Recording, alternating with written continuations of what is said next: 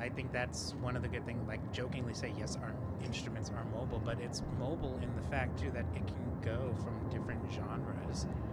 I mean, like I could sing, no pun intended, Nessa Dorma, or then I could sing like something from a Great American Songbook, and then pull out a Waving Through a Window from Dear Evan Hansen.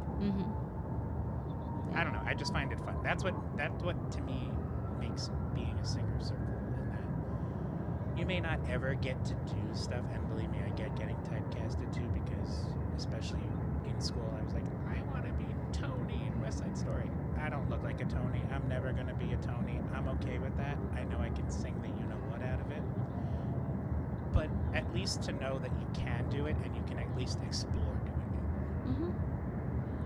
Well, it's fun to be able to have access. Sounds like you've got access to all those pieces of your voice, right? Like I definitely could never sing something classical and beautiful like y'all can. That's not even something that I have access to. It would sound like a joke if I did it. Like, yeah, somebody would think it was a parody. It was like a comedy special. So I don't have access to that. But the fact that classically trained singers that can do everything, I think that's really cool, because I certainly don't have that piece. Well, and to be fair, there are definitely some more like modern ways of singing that are also difficult for people who are classically trained, that take the same type of technique but just are a different way. Like I can't belt like you can, but I want to. But like to be completely fair, until a couple of years ago was told that's taboo, like don't do that, that'll hurt you. But there are ways that people are now finding that are and have known, but just more popularly are finding are also healthy ways to access those things. And I sang backup in a band or two, and was just like, oh crap, like I can't sing Redneck Woman without being like floaty. That just doesn't sound right. I need to like flip it into this space where it's a lot more, give it some grit. Yeah, more gritty. But like I think each of them have their own strengths, but at the same time, like to have that versatility is kind of fun. Yeah. But I'm not saying that it only comes from having the classical background, but it is helpful to know then, like, okay, here's how the mechanism works, and this is what you can do with it, but also you might want to be careful with this. So. And really, I credit that to my teacher in my undergrad, Steve McGannon, awesome guy. He really helped me understand the science of the voice and the mechanism and doing it also. And appreciating the fact that you can be so versatile and use the voice in many different colors, because he was also a huge musical theater guy too. And that, like, we bonded in that, not just our love of the different styles, but also in the love of understanding how to make your voice work. Pretty cool. So it sounds like voice isn't your only instrument, though. No. So as How many of other instruments, Joe? So back in the day, I thought I was going to be a music teacher, like in schools, and part of the curriculum in particular was you have to learn everything. Easy. It was a choice, that's for sure. It was a choice, that was for sure. So in theory, I don't ask me ever to play them now, because it's been about 10 years or so. Oh, but it's just like riding a bike, isn't it, Joe? Yeah. Pick up that oboe. I'm sure it's fine. Double reed. Yeah, I was like, wow, you picked a tough one. Boy, the reed on that oboe will kill you. You'll break it. You'll probably. Hey, my nephew decided to pick that one up after only doing guitar for years, and he's like, I'm going to do oboe. And not bad. The kid's pretty talented, gotta say. Good for him. I love my nephew. That wouldn't be your warm-up return instrument, though, I'm guessing. Absolutely. let me warm up my lips. No. And have that weird, like, tuck chin thing where you're ducking or something. Yeah. No, but so I do play as part of the job too, and as Jules said, I did start organ also in high school. So still an ongoing, I'm not a concert organist. I am amazed by anyone that is, and that can basically work that giant rock rocket ship of an instrument. That's a good analogy. We were talking to another guest who plays the organ like a couple weeks ago. So is July the month of organists on Quantum Arts? Sure. Must Then be. we really need to Go to the that organ piper. I know. I was going to ask you, have been to Organ Piper I Pizza? haven't, but everyone tells me about it, and I just need to go because it combines my two loves. So Organ Piper Pizza field trip with you and us and Pizza Ian and the organ. Huddleston. That's when Yes. he's done. Yes. Absolutely. But that's actually a good way to describe it. It all of the different pedals and knobs and things that Oh, you're yeah. doing is very much sort of like sitting in the Millennium Falcon or something, Yeah, you're an engineer working in Oregon. Like that Yeah. is a lot of moving which is parts. fascinating. So, okay. So piano, It's piano, organ. I was very much passable at clarinet. I Back- could way back in the day. I could but- see that. Yeah, until in my undergrad, this is a funny story. So we had very limited clarinet majors in Mhm. my school. So basically, anyone that passed very well or strongly was able to could play the instrument rather.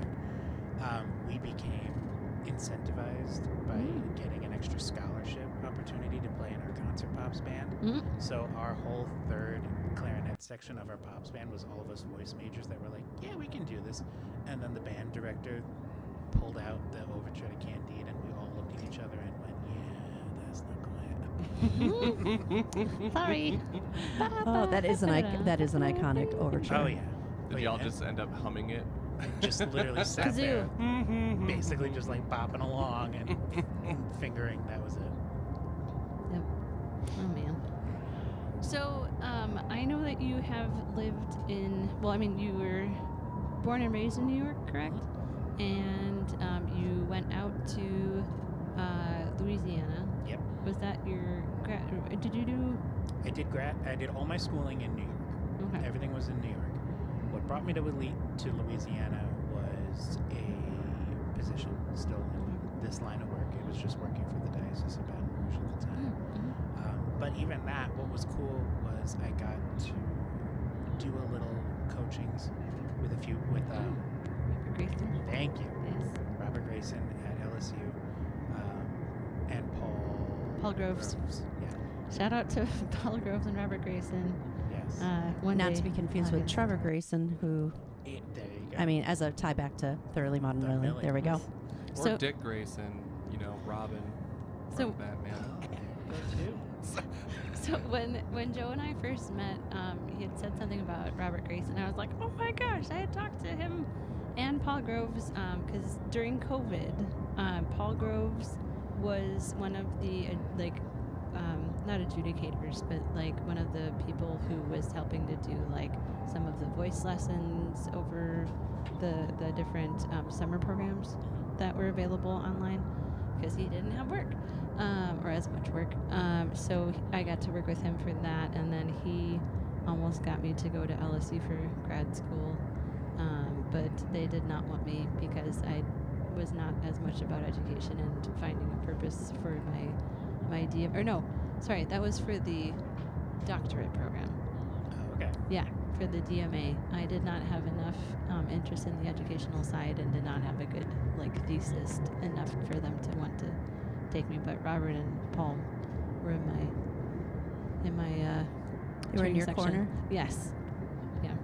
But so I got to meet Robert Grayson just for a moment because of Paul Groves. So that was over the internet because COVID. Yeah. But yeah, that's cool. So how did you end up here then? The job. It was just another one of those I had. At the cathedral? Mhm. Yep. Or, okay. Yep. That's really it. And just kind of took a chance, much like going to Louisiana. I was like, well, this will be fun. See what happens. I'm like, and it's also a lot cooler. No offense to anyone in Louisiana, but me and heat and swamp weather do not. Yeah, go possibly well. less mosquitoes. Yes. At least further away from the water and the Yes. swamps. Yes. And how long have you been here in Milwaukee then? Just about 2.5 years. Now. Okay. Okay. You're liking it so far? I do. Is it a great place by a Great Lake? Yes. Okay. Absolutely. I like that. Wow. Good. Oh, The a only great great place place like- by a Great Lake, though. Everywhere else. Sorry, that's Michigan. Milwaukee only. Sorry, Michigan. You can't claim it. Sorry, Michigan. Sorry, Chicago. Sorry, lots of parts You of heard it Canada. here first on Quantum Arts on River West Radio. So, It has We been do the hot decided. takes here. So, at the cathedral, can you explain a little bit of like what your position is, what you do with them? Sure. So basically, the easiest way to summarize it all is I'm basically the producer slash stage manager. So Double duty. / music director. yeah. Oh, true. So I help, I plan, because my official title is Director of Music and Liturgy, so I help plan and coordinate all events, so whether it be Mass or from the music side of it, running the Cathedral Fine Arts series, coordinating all of that as well. And then also being in the cathedral, also working with the Archdiocese for the larger events that happen throughout the year as well. And then the fun part is the music, where, running or working with the choirs. We have two 4-part SATB English choir and then a Spanish choir, which is really, really cool. That honestly is just as fun and, really great to work. They're really great people to work with because they love music. I mean, there's a lot of cultures that have music built in, but they just love music so much that being able to work with them and seeing them, and in a way it kind of brings me back to my roots of teaching, reminding people how to, and not that I don't do this with the English choir, but it's a little bit more hands-on in that, this is why we breathe this way or do it, everything like that. So it's cool. That's basically what I do. ¿y tú hablas español? Sí, un poquito. Un poquito. Sí. Hablo, pero no bien. Yo hablo un poco también. Okay, well that's fun. Ursi's just Es bien. got Sí, muy bueno. muy bueno. Gracias. Gracias. Oh, there we go. Not too bad. Not too bad. Not too bad. Oh my goodness. Well, we are at that point where we want to ask if you have any things to shout out that are happening soon. Mm. Sure. I mean, right now we are getting ready for our official new season launch. So biggest things at the cathedral as far as the fine arts. Every Wednesday we have a free, about a half-hour, 45-minute concert series where local artists, also anyone from Chicago even come up to. Just a half-hour recital series, free, open to the public. We get a variety from singers to pianists, cellists. We have a harp duo that is coming back this year Dueling as well. harps. Well, not dueling, but They're But working I think together. You could suggest You a little wish. bit of dueling, though. Maybe. Because that could be. maybe. Sorry, I'm So instead of Howl at the Moon with the dueling pianos, it's Howl at the at the celestial moon. at the celestial moon with dueling harps. Yes. Ooh, very versatile, good too. Mhm. I like that. Well, Mm. I got ideas. Sometimes they're okay. There's a good They're idea. more than just a pretty face over there. Look at you. Look at me. Look at you. And the cameras are back, so you can look at me. Oh, anything else you would like to talk to plug? Yeah. So biggest thing. So the Wednesday concerts, big events are December. We have our annual Milwaukee Sings at Christmas, which is all the cathedral choirs and in-house musicians. That's fun. In January, we're going to be doing a collab with Milwaukee Opera Theater and DanceWorks as well. Stay tuned for that info. And then in April, as part of like the big event, we're going to have the renowned Ensemble Chanticleer back in concert. They're going to be back in concert on Sorry. April 13th. Those are the biggest things. Yeah, and of course, Awesome. and you singing in August. Yes, With- on the 12th. Yes. with Jules. With Jules. yes. Yay. And I'm on the board of directors for Milwaukee Opera Theater. Oh, cool. Yeah, Awesome. yeah. I'm just a Yeah. fan. Oh, yeah, I got a thing to do. Yeah. So, all right. We got Ursi's unusual question that we are now dubbing it. So, Joe, I ask a guest every week something off topic, just to kind of like get your brain going. So, this week, I'm asking you, Jinko Pants, or Crocs? One of them is banished from history. The other becomes mandatory for politicians, like in the Senate and House during their whole debates or votes. Jinko pants or Crocs? Mm-hmm. What's the first thing? Jinko pants? What are Jinko pants? Those are those big, like, Zubas? goth pants. Oh, okay. Like, that have chains and they're like got a lot of pockets, usually black. Honestly, I'm all about comfort, so I'm always gonna go for Crocs. That's fair. So Crocs are going to be what the politicians are mandatory having in the Senate and House, or Probably because I don't think I and then would get trust rid of Jinko jeans. Yeah, I don't think any of them I would trust. Jinko Fashion statements. with chains on Especially pants. that. Yeah, but it's really big and baggy. That's the thing. It was Okay, it was a okay. thing in the 90s. Okay. Yeah. Oh man. I was an adult in the 90s, so that's I'm too old. I was like, what is that? Is this Zubas? Oh my goodness. I'm aging myself, dating myself. You look more youthful than you feel. So You look like you were born just yesterday. I'm from the 1900s. Thank you everybody for listening today. It is 104.1 River West Radio, Quantum Arts. We will see you next time. Bye. Until next week. Bye.